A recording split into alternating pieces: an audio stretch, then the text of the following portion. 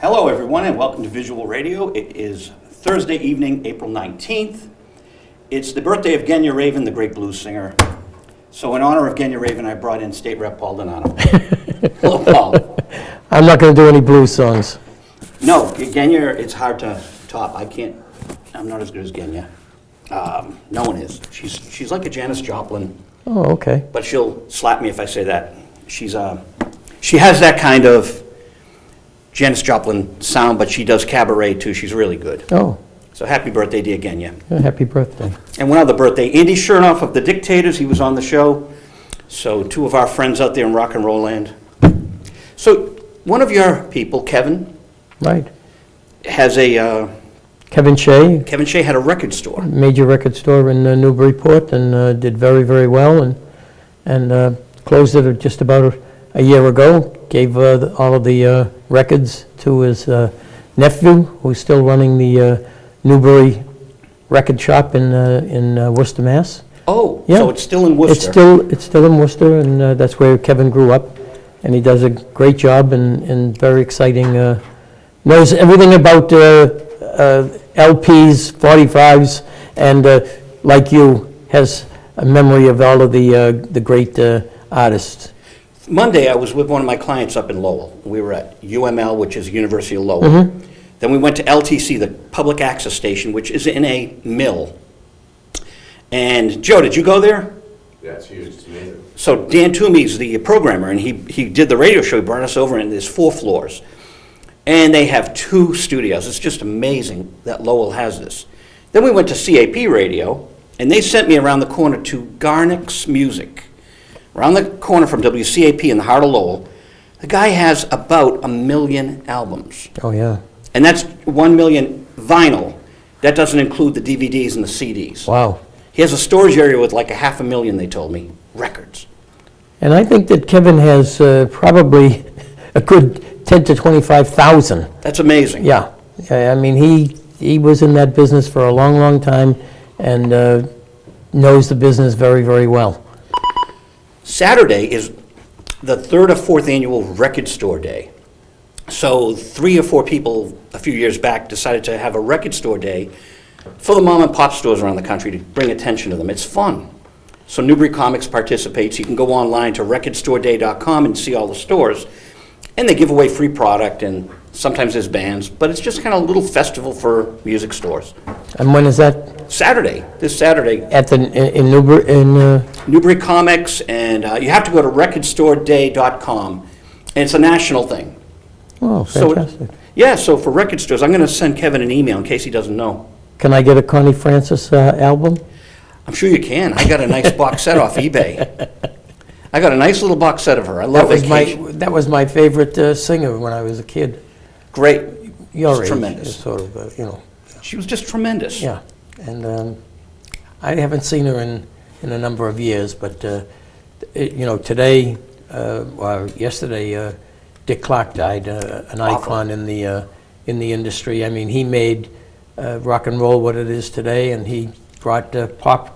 He brought not only pop, but rock and roll and hip hop and anything else that was musical. He brought into the world.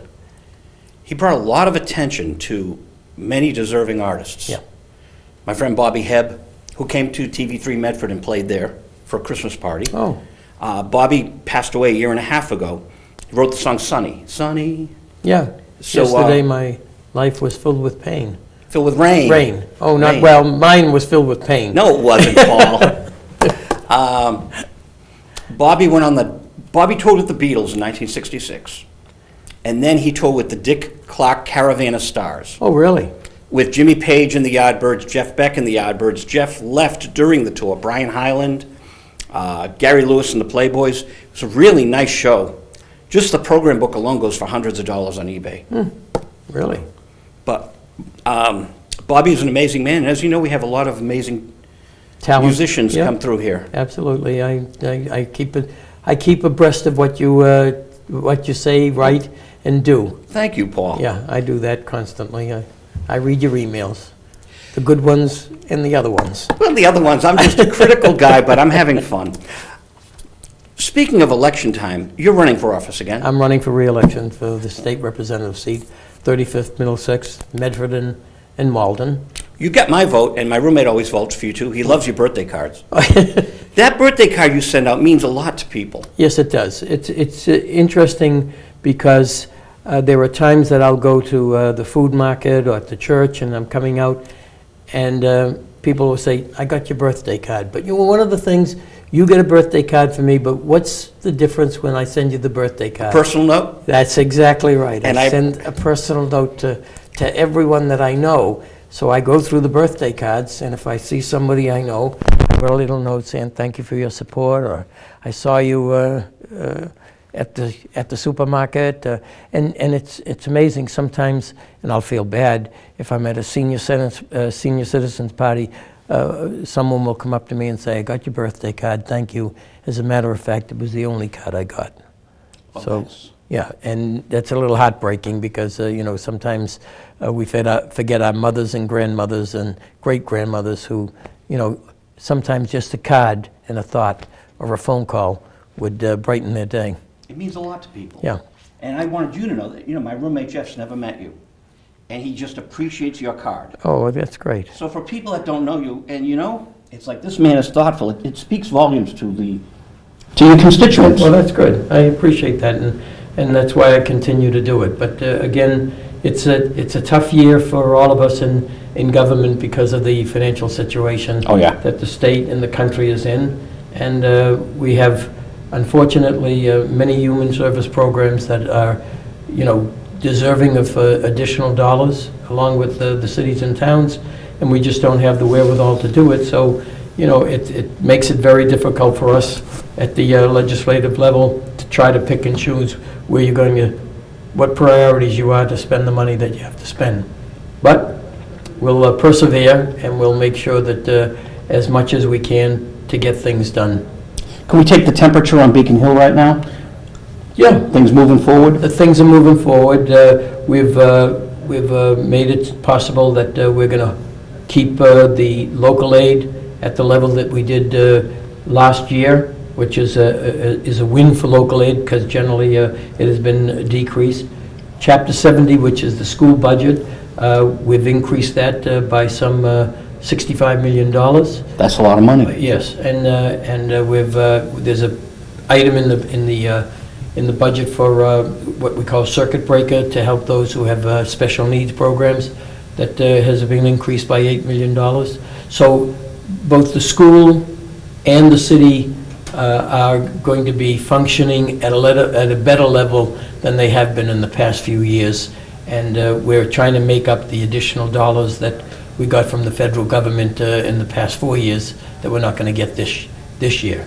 In addition to that, we're doing a $200 million Chapter 90, which is the state roads and major roads in the cities and towns. And we've put a bond bill together for that, and we're hoping that we'll be able to do another $1.1 billion in a bond bill that will allow for some special projects throughout the Commonwealth of Massachusetts. So the atmosphere is one of caution, one of concern. We started the budget at approximately $970 million in debt. Oh, We've been, but we've got $1.4 billion in a rainy day fund. We're going to use $400 million out of that $1.4 billion. I think we have the third largest rainy day fund in the country, and that's impressive. We've done that. So we're going to use some of that money and some other accounts that we're going to pare down and balance the budget with that $970 million shortfall that between what we get as revenue and what we get as spending, so that we'll be able to have a balanced budget. But there'll be programs throughout the Commonwealth that we'll have to sometimes do without or do with a little less. And I think it pains everybody in the legislature when you have to do something like that, because we know, particularly in the human service programs, whether it be senior citizens, the gay and right and lesbian programs that we try to do with HIV awareness, the children's programs with the YMCA and the Boys and Girls Clubs, the teen programs that we have throughout the Commonwealth. Those are the ones, unfortunately, that take the biggest hit. And we have to be cognizant of what the concerns are of those human service programs, because if we can stem some of the difficulties at that early age, we can probably save more money as they progress, because they may end up costing us more money in other kinds of difficulties, whether it be mental, physical, or incarceration. Wow. Yeah, so we're doing those kind of things. That's, that's the tough part about it being legislature. The good part is that, as you said, I can send out birthday cards, but more important, you can talk to the constituents on a daily basis and find out exactly what their needs are. And if you can help them, and if you can help 1, 2, or 3 people a week get through the bureaucracy, then you've accomplished a great deal and made it so that they can feel good about living in the Commonwealth. A lot of people don't know how any of the systems work. And you almost have to, some people, you have to almost school them, right? Absolutely, and sometimes, we can't do everything that someone would like us to do. Right. But one of the most important things we can do is help guide them through the system.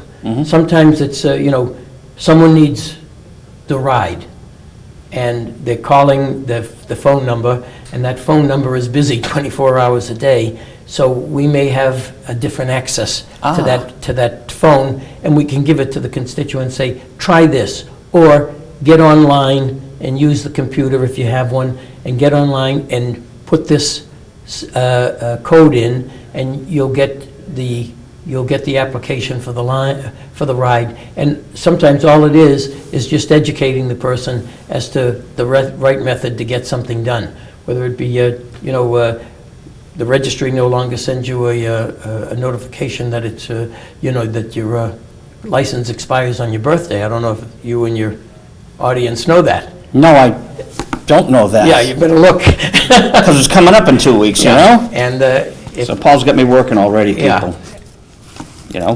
We go. if your license expires, Library generally, Joe, you got a letter in the mail Yep. saying your license is expiring on such and such a date. So let me suggest to you, because you can do it early, let me suggest to you that you go to the registry and renew your license. I just got this 2 years ago. I think it's good for 6 years? Yes. All right, I got it 2 years ago, so. Okay. So that's, Terrible photo. Awful. they Awful. never give you a good photo. But I think that's one of the things I'm trying to point out to you, is that that's something that most people don't realize. Then all of a sudden, they're driving down the street, and then, they get pulled over for going through a red light, thinking, okay, let me talk to the police officer and say, I didn't see it. And then all of a sudden, the, police officer say, by the way, do you know that your license expired 6 months ago? Oh, that's awful. Yeah, and then before you know it, you're handcuffed. Now, you're my state rep in Medford. I live in Medford, as people know. And you handle some of Malden. Yes. But a state rep really represents the Commonwealth, am I That's correct? Yes. Because you're voting on things that affect people in Worcester. All over the Commonwealth. But I'm not really sure of that, which is why I'm asking. Yeah. Yeah, I mean, my concern naturally is for my district, and if there's a district issue, I want to make sure that I'm cognizant of what that issue is, and make sure that I'm doing what's in the best interest of the people that I represent in the district. But at the same time, we, as legislators, are voting on laws and programs and issues that affect the entire Commonwealth of Massachusetts, so that we have to be concerned for our districts, but at the same time be concerned as to what effect it has throughout the entire Commonwealth of Massachusetts. That's fascinating to me. Now, because I'm in Winchester, I like to bring up Winchester issues as well. Medford's on the border of Winchester, so do you get anything that you have to deal with Winchester items or people from Winchester No, specifically? my good friend is now the town manager, former mayor of the city of Malden, Richard Howard, and my district does not border Winchester. But we do have... That's right, sorry. Yeah, that's okay, but we do have something in common. We have two major programs in common. One is the Stone Zoo. Ah, And, that's very important to the people in Medford, Malden, Melrose, Stoneham, and Winchester. The second is the Middlesex Fells. That's important to the Medford, Malden, Winchester, and Melrose people, because that's, 30% of the landmass in Medford is owned by the DCR. So it's the Middlesex Fells, and it's important for them. In addition to that, we have, issues relative to what roadways come, Route 38 in Winchester, Plaisted Road. Those are the major streets that abut the town of Winchester, that when we want to make sure that if there's, proper police enforcement, that there's a cooperation between the Winchester Police and the Medford Police at the same time, so that we have things that are in common and things that are a concern that Jason Lewis brings to our Jason, attention. nice guy, Jason, yeah, Jason brings it to our attention and says, hey, we have a serious problem with regard to the zoo. We have a serious problem with regard to the Middlesex Fells. People want to use the Middlesex Fells for hiking and nature walking. And at the same time, they want to use it for walking their dogs. And we have to balance the two between the hikers and the people who want to walk their dogs, because if you're hiking and or you're trotting, you don't want to be accosted by an animal. And at the same time, those who are walking their dogs would like to take the dog off a leash for a little while to give the dog some real running room and exercise. and sometimes there are mountain bikers. I don't know if they use it or if they can, Yeah. but, Well, we have that, off of South Border Road, we have that problem where the mountain bike people are concerned that, they don't have an opportunity to ride their mountain bikes because we have certain trails that are only for mountain bikes versus trails that, are for people. Thank you, Joe. I can see my battery going, Oh, okay. but at least I'm cognizant of it. Is We're that having fun here is with that for your heart, or is that, No, my heart is on, I borrowed one from Joe. I borrowed an electric heart. oh, okay. But it's great having Paul Donato here, state rep. I'm up at the city council quite a bit. There's a lot of, You're kidding, are you? yeah, I didn't know that. there's a lot of stuff going on in Medford at the city council. It's fun here having a voice and having what they call the public forum, the people's forum. One of the issues 2 weeks ago was the Chevalier Theater. You helped put new seats in the Chevalier, am I correct? That's correct, yeah. It's beautiful in there. Yeah. Actually, I'm the one who saved the Chevalier Theater. When I was the mayor of the city of Medford and chairman of the city council, we sold Medford High School. Oh, And- I didn't know it was sold. Okay. Yeah, and we sold the entire Medford High School to a developer who was going to make it into condominiums. The first developer that came also wanted to take Chevalier Theater and make that into, I think sort of like studio apartments. And Sure, with the high ceilings, they're Yeah. gorgeous. so I was the one who led the charge to say that we weren't going to give up the historic Chevalier Theater. And so we did not, and that developer walked away. And then another developer came in, and we kept the Chevalier Theater. What is that? It's probably John Byers. Oh, okay. Should we say hi to John? Sure. Hi, John. Hello, good evening. Hello, former Mayor Donato. Hi, John. How are you? Good.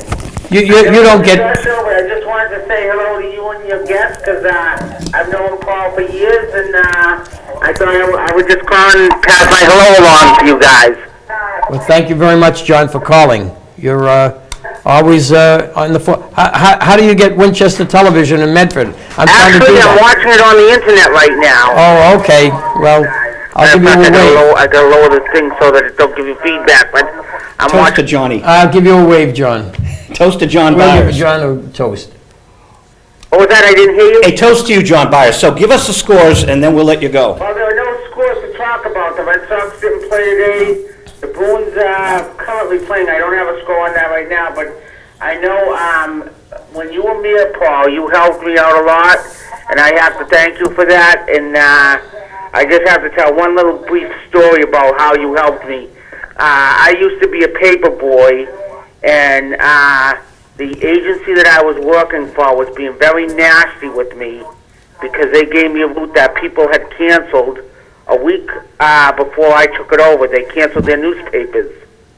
And I was delivering for a week. I went to go pick up the money from the different people that were getting papers. They would not do, they would not pay me for the papers because they had canceled the week before I took over the route. The agency kept on coming after me, so I came to you. You called them up and you told them not to harass me anymore, and they did not harass me. Well, I was And that's happy. what kind of a man, what kind of a mayor you were, as opposed to the current mayor who doesn't care for his. Now, Johnny, we're keeping this very positive. Yeah, tone. I know. We can go up to the city council and we can have our fun with our friend Mike. I know. So thank you for complimenting Paul, because you're not the only one I hear that from. Thank you. I hear a lot of good things about you, Paul. John's a good guy, and I was happy to help him at that time, and he knows that my door is always open to him in case he needs me again. You have a good night, John. Thank you. You too. Thanks for calling in, Johnny. Bye. He's great. Yes, he is, yeah. John is very conscientious, and you know, he was very, very articulate when he when he goes to the council meetings. He knows what he's saying, and becomes very articulate in his issues, and very knowledgeable about the issue he's talking about. So, and let me tell you, he knows more about sports than. Well, you know he's famous on that. Do you realize how famous he is? Well, I know that he's always on the sports networks. They know him as John from Medford.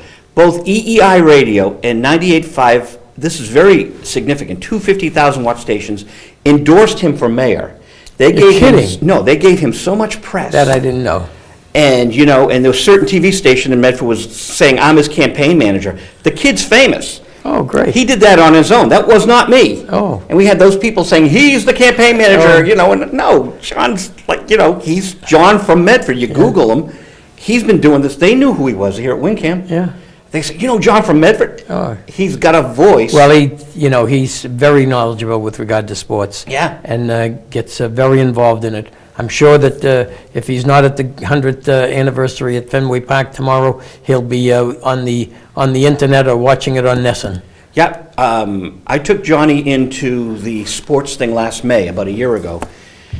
He had Larry Lucchino set up, he told me, for TV3. And then he left. He stopped his membership. And so I took him into Boston, and we got him talking to Larry Lucchino. Oh. And we did a mobile. And then we were just walking around this big event at the, was it at the Heinz? I think it was at the Heinz in Boston. We met Bob Hildeberg, who works for the NFL, lives in Woburn. Now he's a member here. Oh, great. So just because I took Johnny in, we met someone else who lives near us, Right. and now he's a member of Wingham. So it's amazing how it all works. Yeah, that's what's good about life, is that you meet new people, you meet people that are compatible, and the other important thing is people aren't afraid to volunteer to get involved in their community. Right. And that's what we love to have people do, get involved. Whether you agree with an issue or you disagree with an issue, getting involved with it gives you the opportunity for, I think it's important when people call me and disagree with me on a particular issue, no matter what the issue is, so that I have an opportunity to digest that information or be educated or educate the person that is asking me the question about. That's what I think political people should be doing, and I find that most of my colleagues are doing that at the State House. They want to know what the people are thinking. They want to educate them why their voting record is the way it is, or they want to say, what do you think the issue is, and how can you educate me?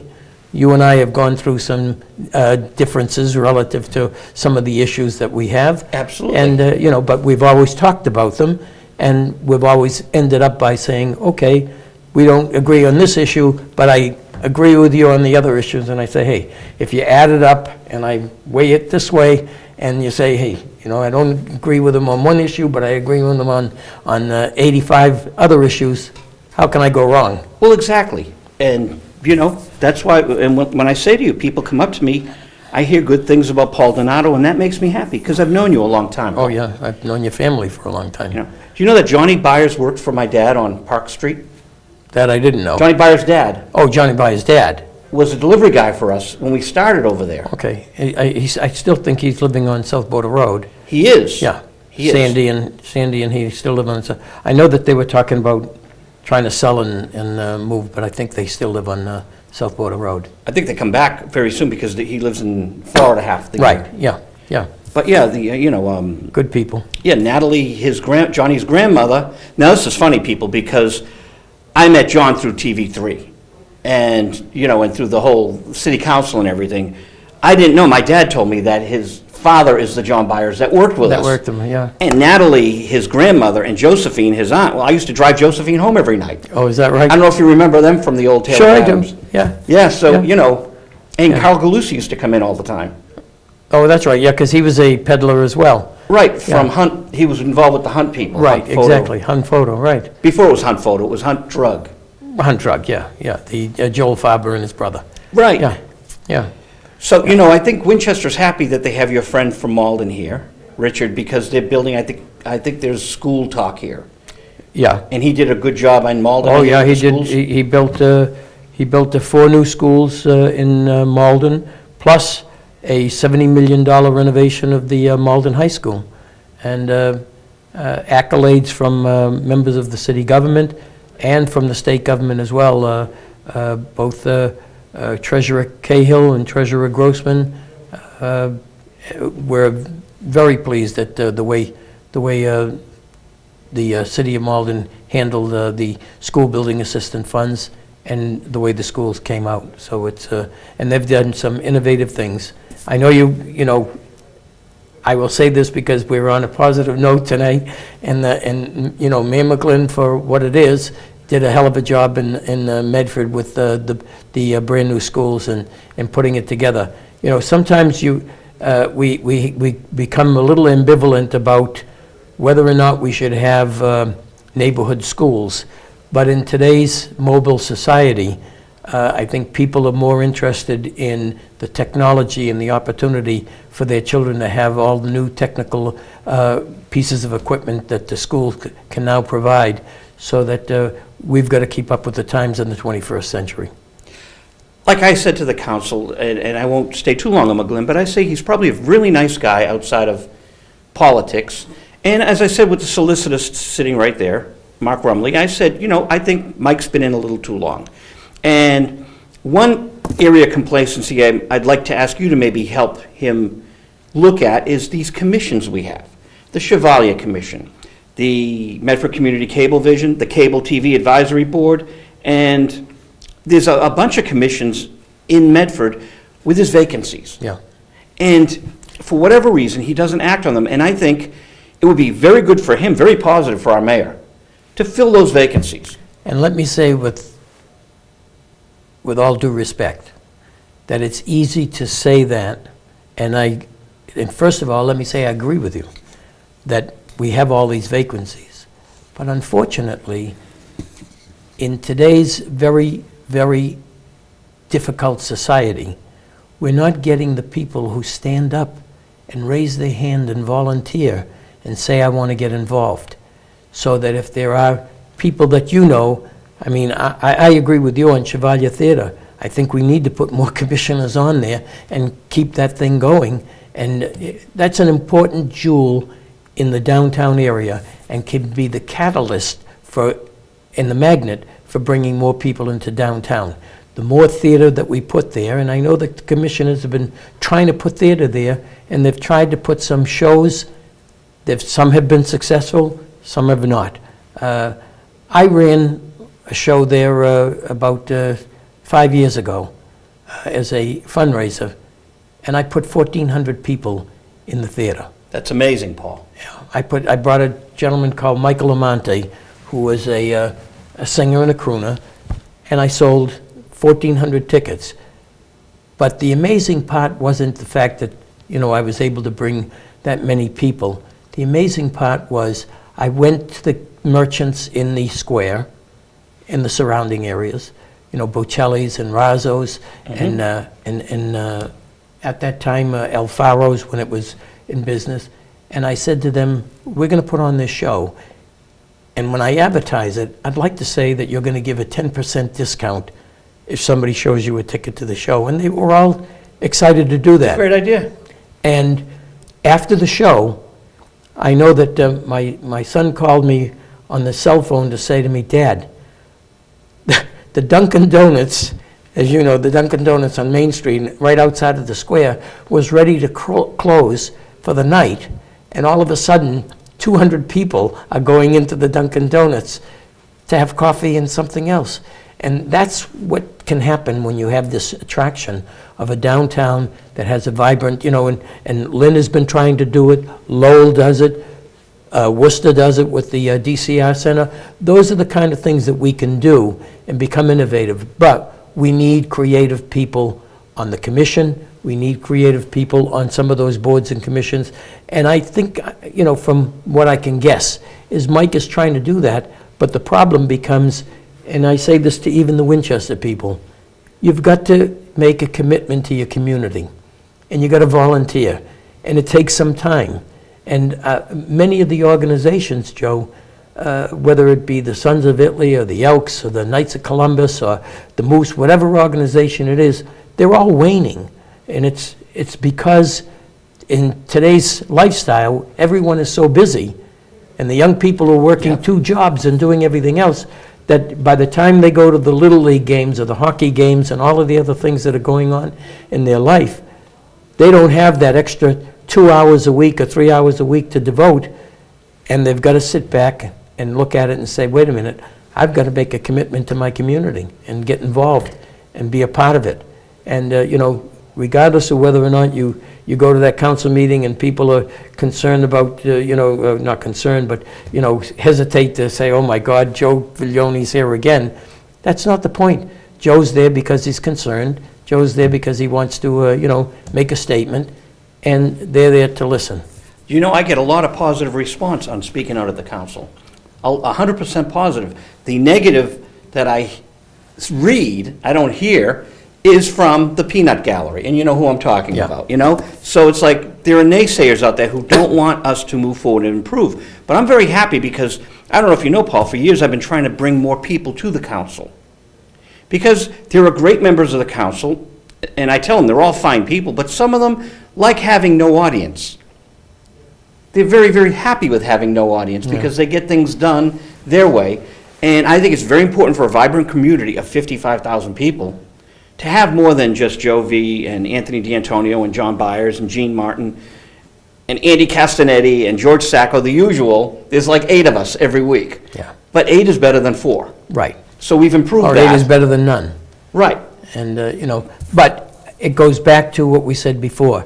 You've got to make a commitment, whether or not you're going to run for office or just be on the sidelines and being back of someone who's running for office, or concerned about your community no matter what it is, whether it be the Chevalier Theater, the Cemetery Commission, the Arts Council. The Arts Council is always looking for more volunteers, of people to get involved, so that we can build up the arts culture in Medford. We almost had an opportunity to put a cultural center in one of our vacant schools, and that fell by the wayside. But somewhere along the line, we've got to think about the opportunity to do that. Somerville did it down in what they call Brick Bottom, and it's been extremely successful. Malden is talking about doing it at one of their old schools, and getting a cultural center together to do that. That's what it's all about, and that's getting involved in the community. And I would like to see the Chevalier used in a way for a cultural center, because with Verizon here, and I talked to Bob Scarry, really great guy, and you've known Bob for years, right? Right. And I've known Bob, and he supports this show. I said the Chevalier Theater because Verizon's here now, and so maybe underneath the Chevalier, just a small room, where we could broadcast shows that happen there. And the comedian Gallagher, Chris Donovan, called me up. And you know Chris. I know Chris. And he works with his kid's in the sports, so he's heavily involved in sports. He goes, Joe, can you go see Gallagher? He's going to be the comedian. He's going to be at the Chevalier parking lot. Really? He wanted to see the Chevalier, and he was going to Mohegan Sun, and he had 2 days to kill. I said, what are you doing here? He goes, I'm here for 2 days. It's cheaper to come to Boston, to Logan, and drive down. So I guess he rents a car. And he came on the show, thanks to Chris Donovan. Oh, wow. So God bless Chris. Chris came over with his son, and then he let us be, and we did Did he our show. smash some, No. some watermelons? No. No, Okay. but he's at the Chevalier. So I come over to the theater and I see him. I go, "You Mark Gallagher from Ed Markey's office?" He goes, "No, I have a meeting with Mark Gallagher, and I was supposed to meet him." And I found Given that in the it's business, yeah. it's me, Mr. Gallagher. It's Joe. Yeah. He was like perplexed, but it was funny. He came on. He's a great guest. Chris wants him to do some kind of benefit at the Chevalier for the kids. That'd be great. It would. You'd have to wear raincoats, but that'd be Well, great. that was his concern. In fact, I mentioned your name. I've shown it. I said, yeah, and I believe Paul Donato, my friend, put new seats in here. He goes, I can't go in there and do my watermelon. If the state rep put new seats, he'll never have me back. Well, the stage is far enough from the seats that maybe we could, put the top in the first 5 rows. I will email that comment to him on his Twitter, and hopefully he'll hear you say it, because Yeah. I think he feared you the most. Oh, okay. Well, we'll figure something out. We'll have to blindfold John Costas, because I'm sure he'd get nervous. But John's a good guy, yeah, too. I'm going to be seeing he'll him. work something out, I'm sure. That would be a great take. But that's the kind of things that I think that the commission wants to do. That's the kind of things that we want to do ourselves.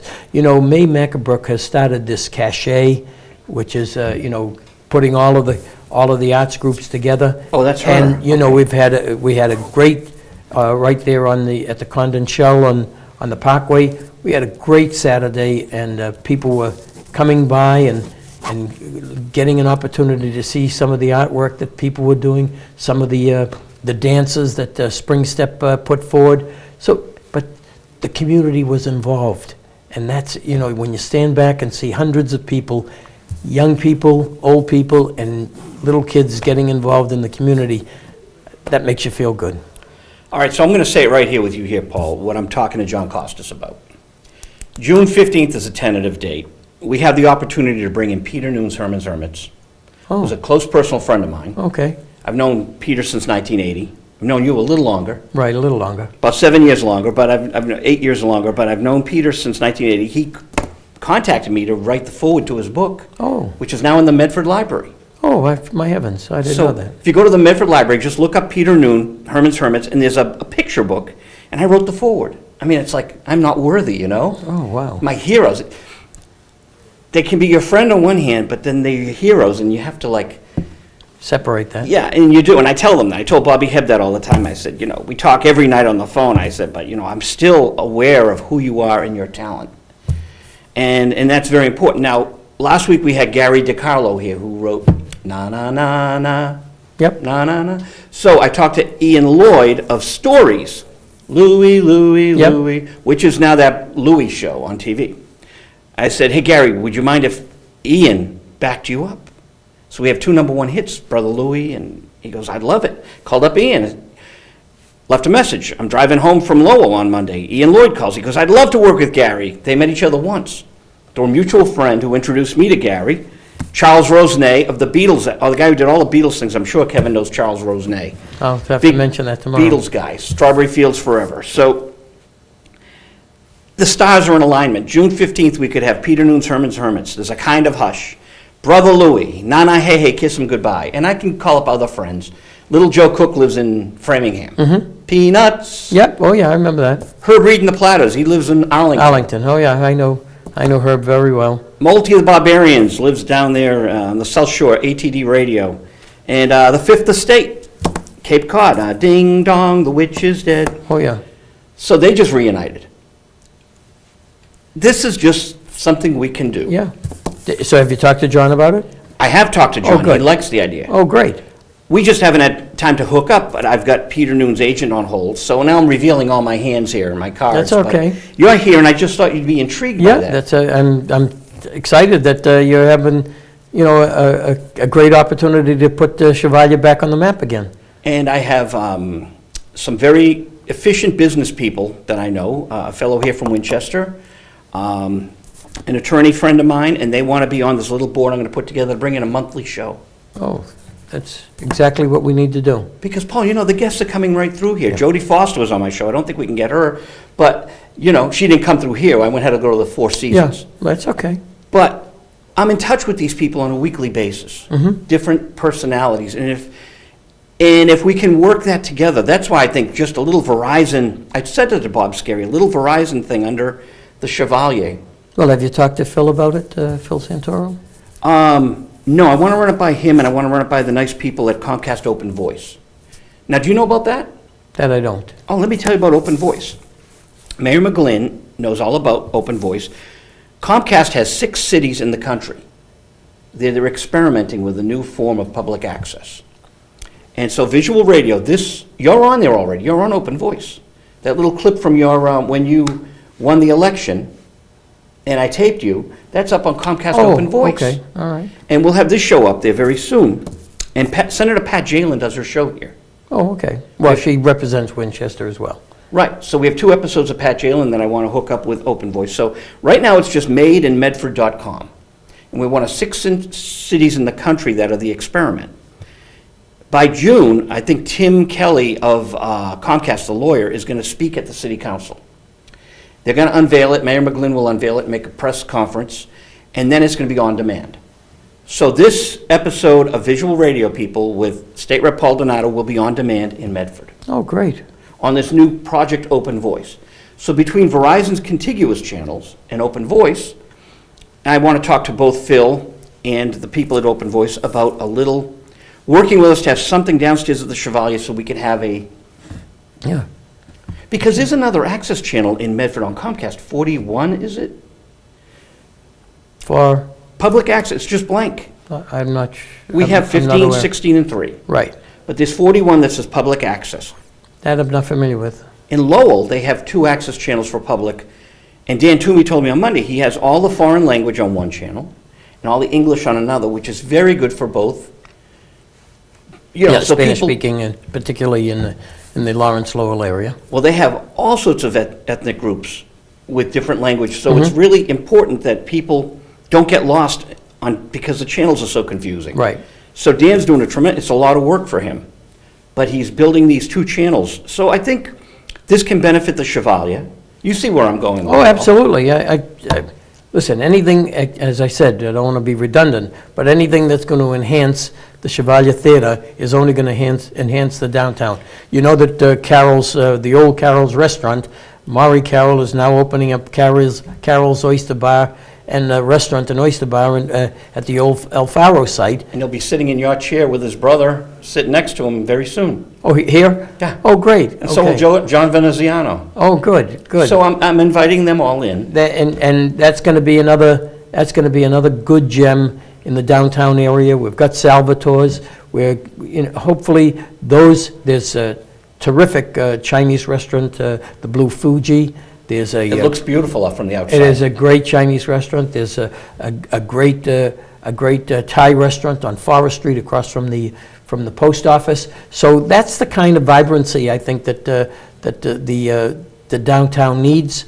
And before you know it, if we get 1 or 2 more restaurants, I know the council is contemplating some kind of a home rule petition relative to revising the liquor laws to bring down the number of seats required. Right now, it's 99, and they're contemplating bringing it down to 50. If that comes about, it may mean more and more smaller bistro types of restaurants will come in because they'll be able to have an opportunity to serve liquor as well. And that's only going to help the downtown area, so that if people go to the theater and come out, if they go pre-theater, they're going to be looking for some venue to go and eat. If they're done with the theater, they'll be looking for coffee espresso bars to go after they eat. You know, one of the things, you go to Stoneham, the Stoneham Theater, It's beautiful, yeah. Melissa's next door, and, Felicia's and Gil Bocce's down the street. Those restaurants, when the theater is Friday and Saturday, you can't get into the restaurants. And we taped George Jefferson there because I had an interview set up, and then we had to move it, and we did it over at the little restaurant right next door.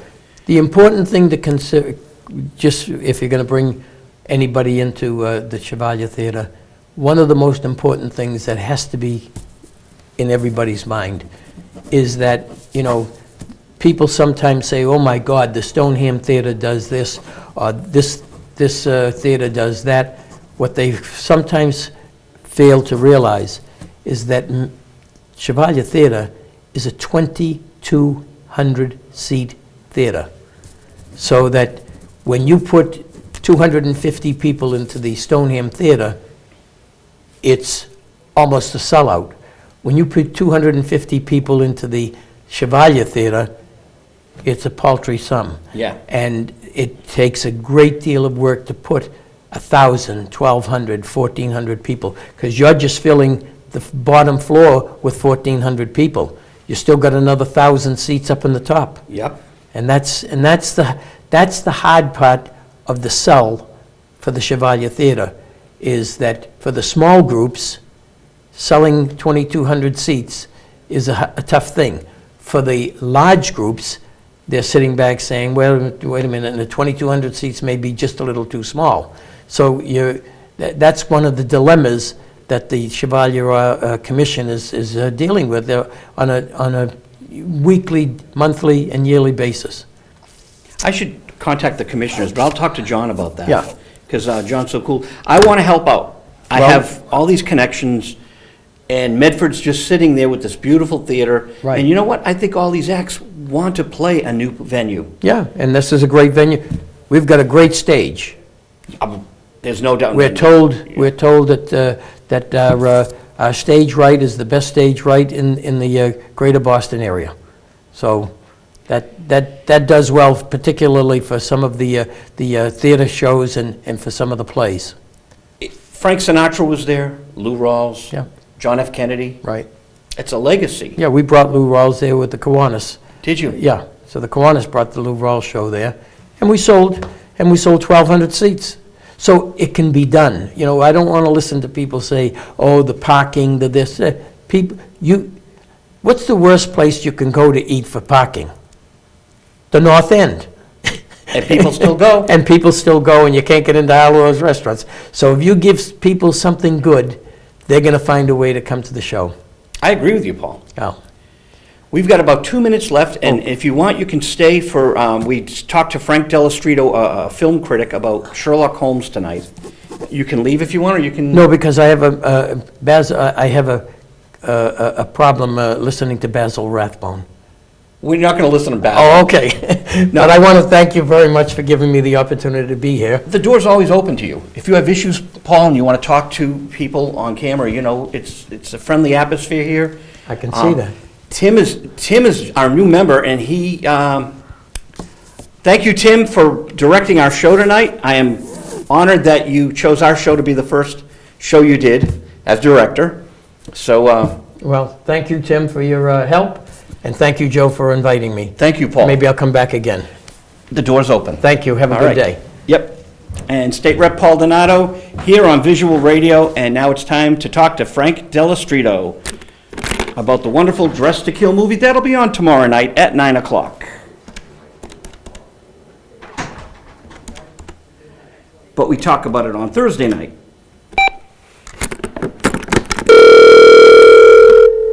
I'm so nervous because I just... Frank Delastrito, talking about movies. Joe, how you doing? I'm so nervous. I just started in TV. Can you help me out, sir? Okay. Dress to Kill with Basil Rathbone. Yes. How much time do we have tonight? We have 6 minutes. 6 minutes, okay. Basil Rathbone as Sherlock Holmes and Nigel Bruce as Dr. Watson made 13 Holmes movies. 13. And 14 Holmes movies, and this was the last of them, 1946. Quite a few of the movies you show come from the late 40s, when Hollywood was transitioning from the war years to the post-war years, from pre-television age to post-television age, and there was a lot of upheavals going on. And one of those things that went on was the old franchises died out. The horror films died off. They still made Tarzan movies, but on quite lower budgets. A lot of the detectives, the war years were great years for detective series. See, that's our film director, Anthony Gamari, who goes into our vault. We have a vault that's temperature controlled, and he goes through the films, and I can't get them out of his hands. It's like, Anthony, stop looking at the film. I've got to air it. So we finally get Sherlock Holmes on it, but we have the film vault here. Okay, well, I can sympathize with Anthony because this is a supremely watchable film. This is a real fun film. It's a good mystery. And the thing I like about the Holmes movies, as the years went by, they seem to get better. The first two Holmes movies were made in 1939 and were set in the Victoria era. And then Universal bought the series from Fox, and at first had Sherlock Holmes fighting the Nazis in the first three movies, and that didn't quite work. But then when they got the war out of the picture and concentrated on traditional Holmes mysteries, thefts and murders and things like that, they abruptly got better, and they kept getting better. I mean, that's like having Perry Mason representing, the victims of the Nazis or something. It's not part of the lore. Sir Arthur Conan Doyle.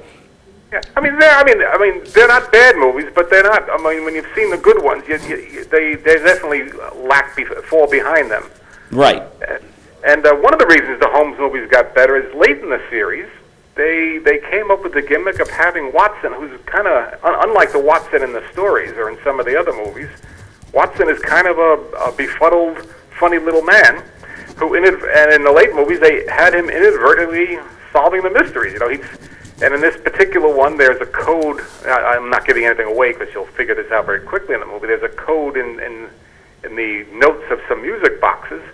And Holmes, works all night on it, can't crack it, and Watson says, "Well, I know how hard it was for my music teacher to teach me the notes because she had to do this," and he gives the recipe and Watson and Holmes look at him and says, "That works. That's it." He cracks the code. Isn't there like a theory that Watson was the mastermind behind some of the solving the puzzles? Well, not in these movies. Watson... No, but with Conan Doyle. That was part of the lore.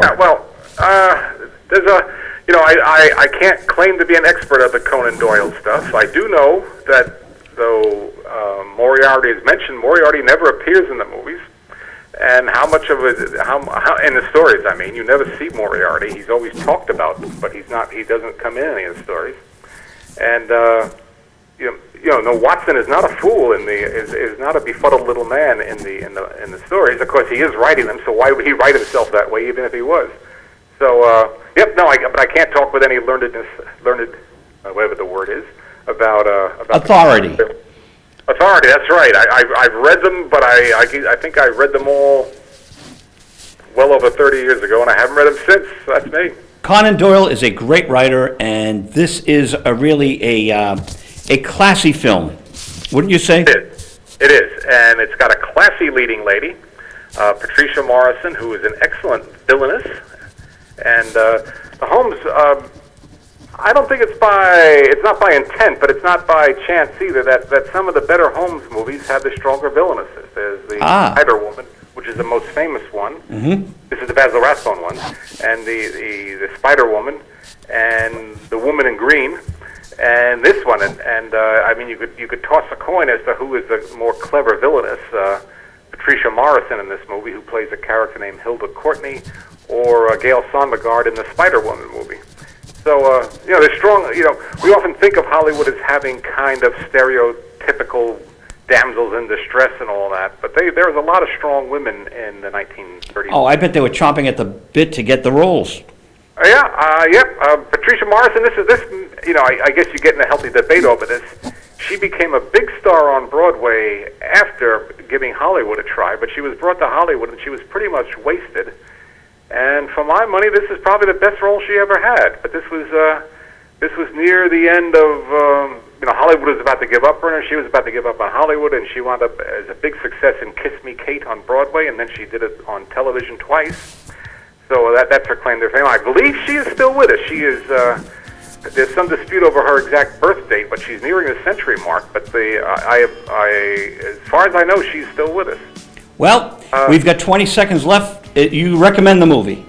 I recommend it highly, and I'll talk to you next week when we do Laurel and Hardy's Great Guns. Are we on next week? We are, but it'll be during the day. I'll contact you. Thanks, Okay. Frank. All right. Good, I'll be ready. Thank Bye-bye. you to Joe, Anthony, and to our new director, Tim, for tonight's show. Thank you.